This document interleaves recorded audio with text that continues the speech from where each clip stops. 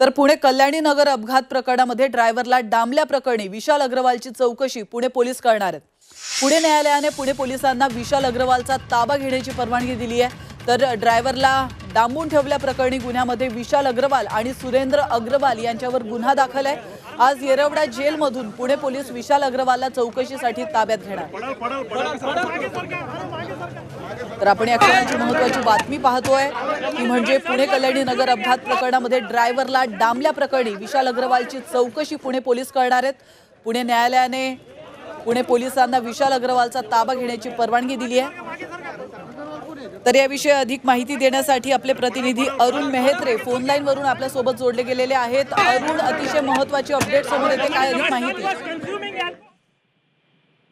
विशाल अग्रवाल सध्या न्यायालयीन कोठडीमध्ये आहे आणि त्याचा ताबा पुन्हा म्हणजे नंतर दाखल झालेल्या गुन्ह्यामध्ये मिळावा यासाठी पुणे पोलिसांनी न्यायालयामध्ये अर्ज केला होता।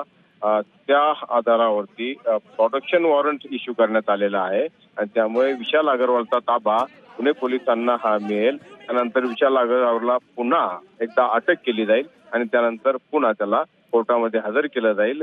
आधीचा जो गुन्हा होता त्यामध्ये विशाल अग्रवालने त्याच्या अल्पवयीन मुलाला गाडी चालवायला देणे, त्याचप्रमाणे त्याला हा पार्टी करायला, दारू प्यायला संमती देणे, मंजुरी देणे यासाठीचा गुन्हा होता। तर हा जो दुसरा गुन्हा आहे ज्याच्यामध्ये त्याला पुन्हा अटक केली जाणार आहे तो पुरावा नष्ट करणे, नष्ट करण्याचा प्रयत्न करणे, ड्रायव्हरचं अपहरण करून त्याला डांबून ठेवणे अशा पद्धतीच्या गुन्ह्यामध्ये त्याला पुन्हा एकदा अटक होणार आहे। नक्कीच, धन्यवाद अरुण, तुम्ही दिलेल्या महत्त्वपूर्ण माहितीबद्दल।